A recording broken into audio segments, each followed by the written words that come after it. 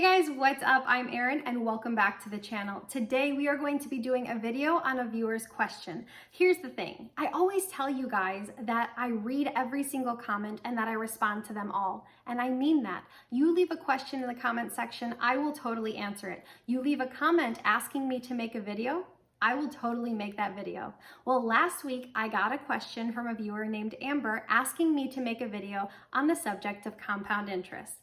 And nothing excites me more than someone wanting to learn about finance. So Amber, this video is for you. So what is compound interest? Well, strictly from a definition standpoint, compound interest is interest you earn on an investment plus interest that's already been earned.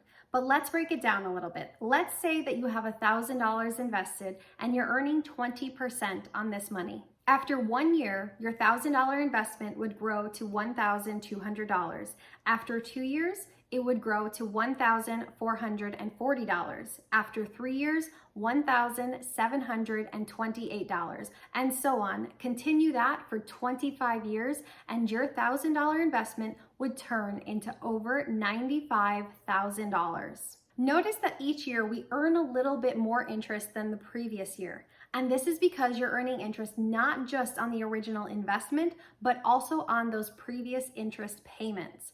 So compound interest is basically interest upon interest upon interest. Compound interest is the major factor at play and to why we invest in the stock market. The hope is that when you buy a stock or a fund that it will increase in value, aka that it will pay you interest. Now, generally speaking, the stock market averages an annual return of 10%. So that is what we are going to use for our examples. Let's say starting at the age of 25, you put away $500 a month or $6,000 a year, and you do that for the next 40 years. Well, at the age of 65, you would have just shy of $3 million. Not too shabby.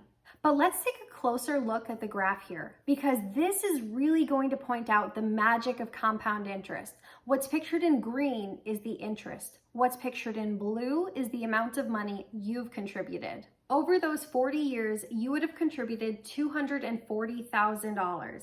And now that may seem like a lot, but in this case, over $2.7 million simply came from interest.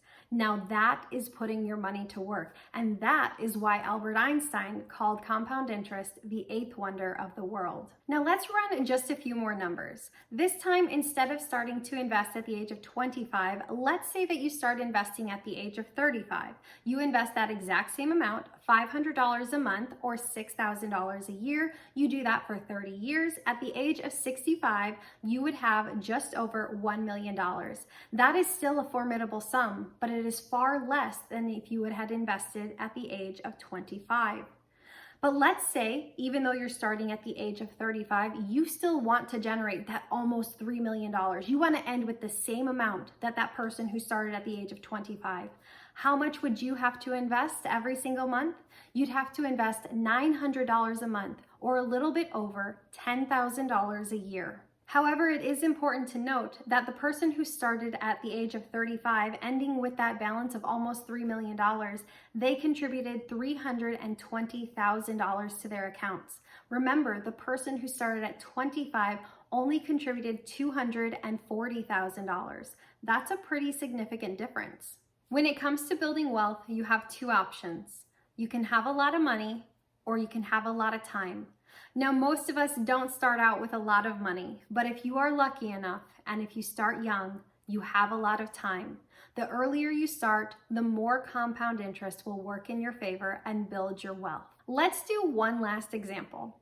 Let's say in this case, we have a set of parents who are incredibly money savvy. The first month they have a newborn, they decide to put away $100 and continue that every single month until the age their kid turns 18.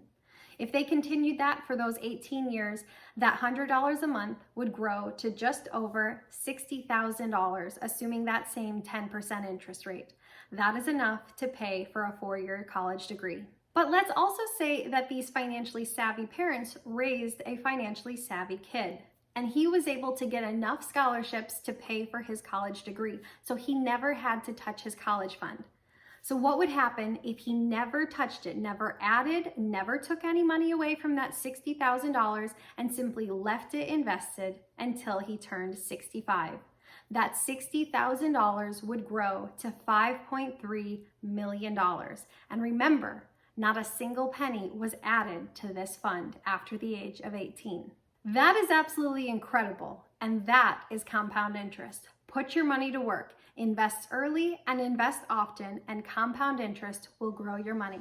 Well, that's going to do it for me today, guys, with this video. If you have any video requests, please leave them in the comments below. I promise I will make them.